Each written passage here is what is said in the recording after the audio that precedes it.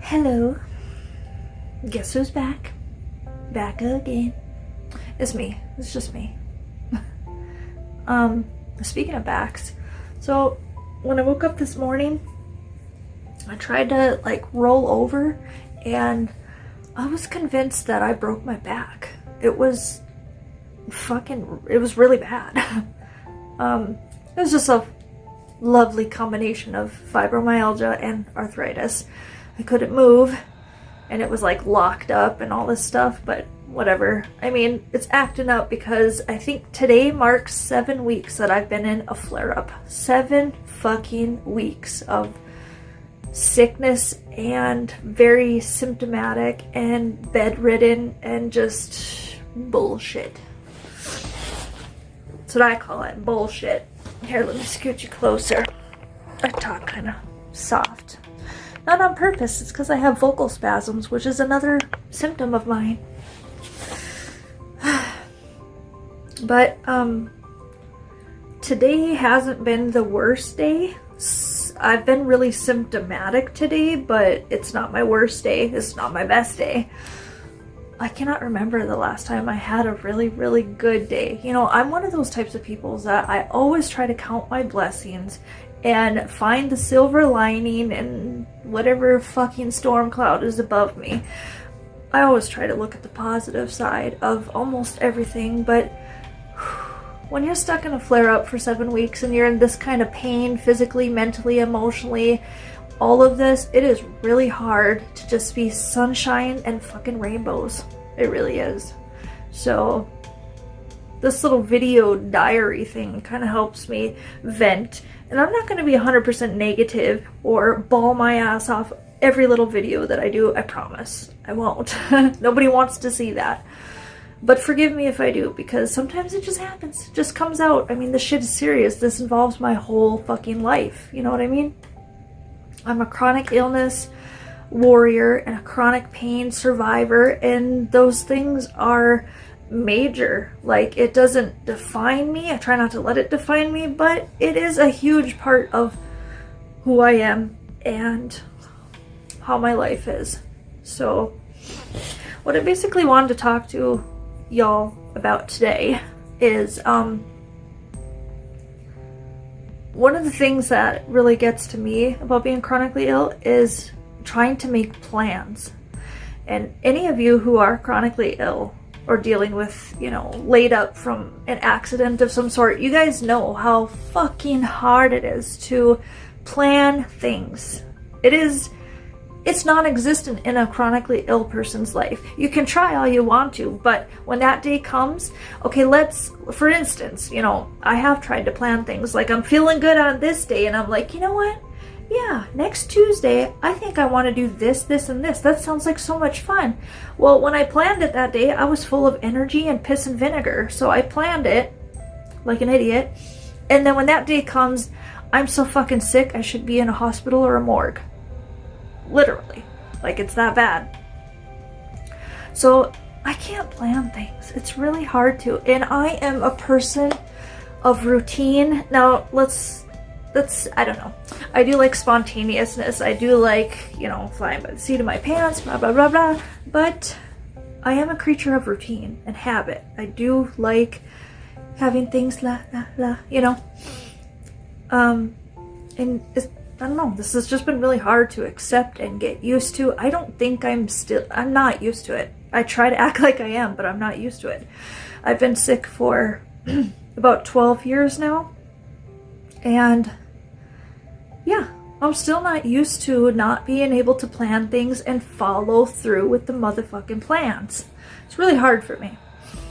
And what's even worse is you get friends or family or whoever that just doesn't understand that you can't commit to things like that, and they think that you're dodging them or you're just shutting down or ignoring everybody, and that's not it. When you're sick like this, especially for this long, you know your body, you know your limits, you know what you can do and what you can't do, and fuck everybody else who tries to tell you, oh, just get out and get some fresh air, or just get some sleep at night, or maybe change your diet or things. Well, changing the diet is actually a good one. Getting sleep is also a good one. But I'm just saying, those people who are like, hey, take a nap, you'll feel better. Thanks, why didn't I think of that? It doesn't work like that. It's so annoying when they try to solve all of your issues with take a nap or get some fresh air. You need some sunshine. God, you're pale. I am pale because you want to know what? I'm allergic to the fucking sun. I'm pretty sure. Every time I go out there, I get covered in hives and I just start spasming out of control. And the sun just doesn't like me. I don't like the sun. Me and the moon, though, we're like this. Besties. Maybe I am part vampire. I don't know. I get teased about it all the time. But you know what? One of my symptoms is actually running a low-grade fever constantly. Like, my normal temperature is 99.5 to 100.5. That's just normal for me. So I run warm. So maybe I'm part werewolf. With this kind of hair, that's probably it. Yeah, that's probably it. No, I don't know. I don't know what I am besides sick and crazy. Stir crazy. I want to get the hell out of here. I have so many plans that I cannot follow through with. But you know what? On a positive note, there is a lot of things that I did plan, that I pushed myself over the limit many, many times. I followed through and I fucking did it. And I did it for me. And I think being able to occasionally follow through with something, even if it's just something little that you did have planned, it makes you feel so much better. It might tire you out. You might be bedridden completely for the next day or two because you wore yourself out a little bit. That happens a lot with me. But pushing yourself a little bit now and then is actually a really, really good thing. It helps build up strength. It helps actually build up patience with yourself. And it also helps you to learn your body. Like, you're able to learn, okay, I did all of this yesterday, so today I need to take it easy because my body is tired. It's not used to all of this, so I need to take a break. I've really learned who I am. Sort of. My hair's fucking crazy, I'm sorry. This is what bedhead looks like. I'd like to say it's just been fucked hair, but that's not the case. Hasn't been the case for a while. Anyway, I like to use humor a little bit when I'm sick or depressed or hopeless or any of those things. I'm not 100% hopeless. It is pretty far down there on the scale, but I always have a little bit of hope left in me, and I hope you do too. I hope you can find something that gives you just a glimmer of light shining through so you can be like, okay, that's where I need to go. That's my destination. Go towards the light. Unless you're dying and you're not ready, then maybe be like, nah, can I come back later? I don't know. I'm not even sure if you're gonna catch that, but whatever. Yeah. So planning things is super, super hard. Don't be hard on yourself if you can't follow through with plans, because, oh my God, everybody else is fucking hard enough on you the way it is. So don't be hard on yourself. You need to be patient with yourself, be accepting, just be nice. Be nice to yourself. If you have to lay in bed all fucking day watching movies and eating popcorn and crying every 30 minutes, then you fucking do that. It is okay to do that. I'm telling you, it's okay. Because I do it. Ain't nobody gonna tell me that I can't. And even if they did, I'm not gonna listen because I just do it anyways. And you know what? Having a day like that now and then actually really boosts your spirits, and it boosts your inner strength and all that. Yeah. It can be a good thing. So, the other thing I was going to talk about is, oh God, my skin is itchy. That's actually one of my symptoms too. My skin is taking a shit on me, and I'm not happy about it. I'm not happy about much these days, but yeah. So my symptoms for FND, functional neurological or nerve disorder, it's also known as conversion disorder. The symptoms are outrageous. Like, it can affect your entire body, head to toe, and then some, I swear to God.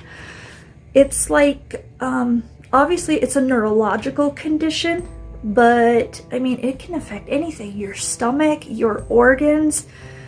I have mostly the head stuff, of course, so I have like fucked up, blurry, foggy vision sometimes. There's some days where I'm almost actually completely blind. Those days I'm obviously bedridden, and I don't try to get up and walk around unless I have help, because I have fallen before and fractured my ankles, feet, blah blah blah, lots of bones fractured, and it's not good. I'm a fall risk. I'm supposed to wear this necklace in public, and it's embarrassing. I'm 41. I do have some pride, but at the same time, it's probably a good thing for me to wear it, so I probably should. Actually, I have worn it a couple of times now, and it's like, okay, it's not so bad. I am really trying to do the things that are best for me. It's just really hard to accept it, because I want to be this like 41-year-old vibrant, gorgeous, healthy, super trim and fit singer slash model slash actress slash writer slash photographer. Like, I do all this stuff, and that's just me. I'm an entertainer. I like to entertain. I've been doing it since I was a little kid. We used to put on skits for the neighborhood. It was hilarious. We did a lot of comedy skits. I remember lots of slapstick comedy where I'd have a bucket on my head and my friend would beat me with a bat, and it was hilarious. Maybe that's what happened to my brain. I don't know. More of my symptoms are, I do have like uncontrollable spasms and tremors, and some days are really, really good. I only have it just very minimal, like you can't really notice it. Other days I'm literally like this, and I've actually accidentally slapped myself before because my arm's jerking so much. I get vocal spasms when I talk. I do have it a little bit right now. It kind of waves up and down when I talk, kind of like it's gonna cut out or something, but which really sucks, because as a singer or a content creator, period, it's really hard. I need my voice. Like, it's kind of my bread and butter. So it's hard. And I've learned to, like, on those days when my voice is acting up or I'm super spasmy or something like that, those days I try to do more of networking, which is a part of my job. All of my jobs that I do, networking and hook, with connections and online stuff and promoting and just all this stuff, marketing myself as whatever I'm going for, if it's the modeling stuff, the singing, the writing, any of it. Yeah, I have a lot of symptoms. I have a lot of weakness in my lower extremities. My legs are the issue a lot. Even when when I have my fibro flare-ups, which I've had fibromyalgia for a really long time. I was diagnosed when I was 22, and I have it really bad. In fact, the doctor said I have one of the most severe, at that time they had said I have one of the most severe cases they've ever seen for somebody who's so young. I was 22 at the time, so when I do have my flare-ups, they last a few days, but it's always my legs. They attack my legs to the point where I can't bend them at the knees. Try sitting down on a toilet like that. It's comical, but not, It's weird. I have to have help going to the bathroom. Thank God that there is somebody around to help me. That's another part that really worries me is, so I'm on this program. God, my hair really is crazy. Sorry about that. I'm on this program. It's a part of my insurance, and it allows me to have a caretaker in the home. And it's a really good program. I'm so grateful for it. This program pays somebody basically like $4,000 to $5,000 a month to live with me in my home and take care of me. I'm kind of a 24/7 thing though, which can be really hard. Obviously we do have respite care, which means somebody can come in and take over for the other person when they need breaks, when they have to go do their own thing, whatever. It's a really, really good program. And it makes sense because they'll pay somebody $4,000 to $5,000 to take care of a person in their home, as opposed to me going to a facility, which is the next step. And I don't want to go to a facility because I'm too young. I'm too young. I still want to do a lot of things, and I still have kids that aren't even 18 yet. Like I need them. They need me. You know what I mean? So I don't want to go to a facility. Anyways, being at home, it's $4,000 or $5,000, and if I go to a facility, it's $10,000. So the government wants to keep me at home. So it's a wonderful program, and I am so fucking grateful for it. I've been on it for a long time. I've had to have a caretaker now for, gosh, I want to say 6 years, 7 years. It's been something like that. I've been sick for 12. And I was on my own for a little bit there. But yeah, for at least 7 years now, I've had to have a caretaker. And whew, crazy, crazy stuff. Anyway, more symptoms. I think I said spasms, tremors, speech. I have issues with my speech. Sometimes I'll have really bad days where I stutter. Memory issues, that does a lot sometimes, especially short-term memory. It's really bad. Like right now I'm starting to get jerky. That's what I call it. Like, actually I call it, what the hell is it? It's the pirate off of Caribbean. Pirates of the Caribbean. Johnny Depp's character. Jack Sparrow. You know how he's all like, stuff like that. Yeah. I'm Jack Sparrow. On my bad days, I'm super like, ooh. And when I walk, it looks like I'm intoxicated, and it can be kind of comical to watch, but it's also really sad if you know the truth behind it. Like, holy fuck, yeah, she's really messed up. Which is kind of how I became an agoraphobic. An agoraphobic is somebody who doesn't do well in public places where there's lots of people. And I'm not scared of people so much, it's just I don't like to be seen like this. But I've hid this part of me for a really, really long time, and I can't do it anymore because it's not going anywhere, and I'm fucking tired of hiding. So I'm letting everybody see every fucking thing of me.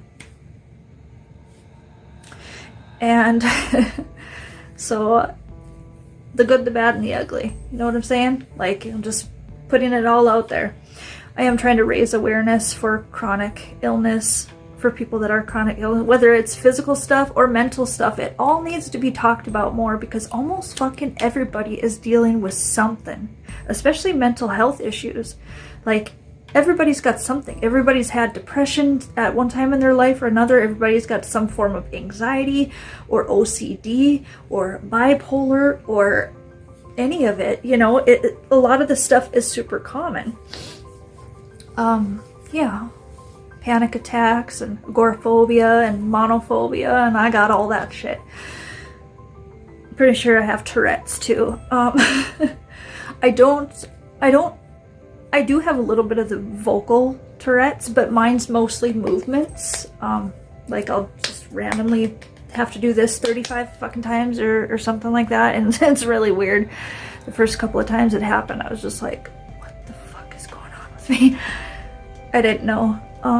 Or I'll be watching a movie and I'll just be like, you know, just make weird ass noises. It's kind of cute. It's kind of funny. I'm to the point now where I'm just like, whatever. That's the least of my worries. If it's Tourette's, it's Tourette's. I can't help it. So, but yeah, there's a lot of symptoms, a lot of zaps, and the seizures, of course. If I'm having a really bad day where I'm super emotional, there's a lot of stress, I didn't get enough sleep, stuff like that, those are definitely my seizure days. Seizure and sleep attacks, those are both my symptoms.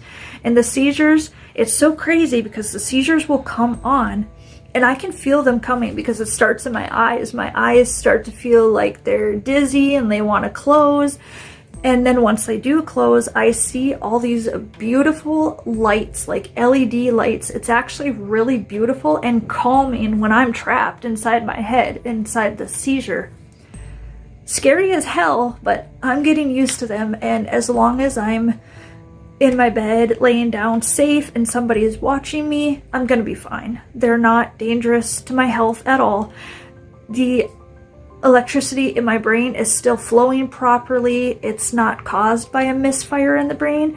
Psychogenic seizures are just caused by your body. It's a defense mechanism. Your body needs that break, just needs a reset. So it kind of puts you under into this like catatonic state for a little bit so that everything can just calm down and reset. And then when I come back out of it, I feel a little weird for a while, sometimes a couple of hours, and then I'm okay after that for a while. So I've gotten used to them. They still are scary every time I have them, but I am getting more and more used to this type of stuff. Yeah, there's lots more symptoms. I could literally go on and on and on. There's hair loss, weight gain, and a lot of the weight gain is several things. I'm getting older, and as a woman in her 40s, we just gain a little bit of weight. That's just what happens. I got an ass that won't quit, though. I'm telling you. It's the first time in my life I actually have an ass, and I like it. I just wish I could get rid of the gut. Keep the butt, get rid of the gut. That's what I'm trying to do. Also, it's not just like aging, but like being bedridden for so long. Obviously, if I'm not up and at 'em and exercising that much, that can make you put on pounds. Then I also suffer from adult ARFID. It's an eating disorder, and I eat the wrong kinds of food because I'm scared of a lot of other foods because they cause me to have symptoms or side effects.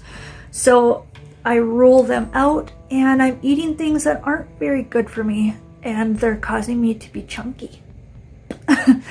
And if you know me at all, you know that I'm a foodie. I absolutely fucking love food, and I always have, and so I like to eat anyways, but I'm trying really hard to turn that around. In fact, I have some appointments in August, and they're gonna help me come up with a diet plan and just, I don't know, maybe shake the shit out of me and be like, what the fuck is wrong with you? I wish it was that simple. Somebody could just shake me and I'd just go right back to normal. Well, not normal, because normal's weird. I'd rather be weird. Yeah. So I hope this episode was a little bit more positive, because being chronically ill, as bad as it is, and don't let anybody tell you different. It's terrible. It's fucking terrible. But it's not the end. It's not, it. You know what I'm saying? Like, you can still have a life, you can still find happiness, you can still find joy. We just have to work a little bit harder at it, and that's why we are fucking warriors. You can kind of see my muscle. Oh, I'm trying to flex so much right there. I actually do have really big arm muscles because I've been lifting weights like a motherfucker. I just sit in my bed because I'm stuck in my bed, and I'm just like, just fucking lifting weights. So, yeah. Anywho, I'm gonna let y'all go here. I'm proud of myself because I didn't cry this episode. I do cry almost every single day for one reason or another. And I don't know if that's good or not, but I can't fucking help it. So maybe it's one of my symptoms. I have a lot of symptoms. I literally go through like 20 to 30 symptoms every single day. I'm very symptomatic, and it sucks. I'm lonely. I would like visitors once in a while. I have a really cool bedroom, and I know that sounds like, ooh, what does she mean by that? And I don't mean that. I mean, like, I have a cool bedroom, like, actually set up for, like, a visitor. Like, come watch some fucking horror movies with me, or bring me some snacks, and let's talk about the world, how we're gonna save everyone and everything, you know? I don't know. Anyways, I miss having a life. More of a life. I miss having friends, and I'm hoping that I can raise enough money on my GoFundMe to get to Johns Hopkins. Yeah, that's what it's called. Johns Hopkins Hospital in Baltimore, Maryland. And as soon as I get there, it's going to be so fucking scary, but I am so ready for this because I need stability. I need to be stable so that I can continue with my girls and my grandbabies and my music, which is huge to me. I want to finish writing my book so I can get that out there for you. I need to finish my scenes that are in this movie that I'm acting in. It's called Vampires. What a coinkydink, huh? My boss did say that we could shoot remote, so whether I can make it there again or not, I can still shoot. I'll still be in the movie.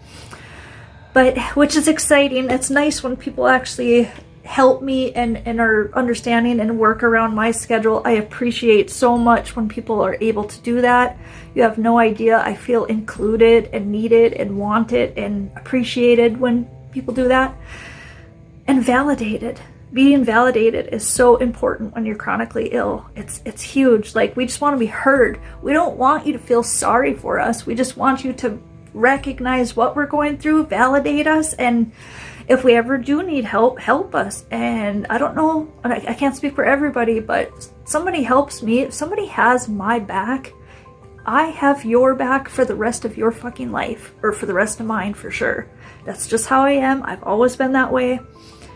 I love, my heart is like this big. It's huge. It's fucking huge. Anyways, I better let you go. I'm starting to get super twitchy, which I don't like that on camera because then it just looks like I'm like going retarded. I already am retarded. Anyways, I love you all and thanks for listening, and I will see you tomorrow with another episode for the chronically ill, or for those who just maybe want to learn a little bit more. Love you so much. Bye.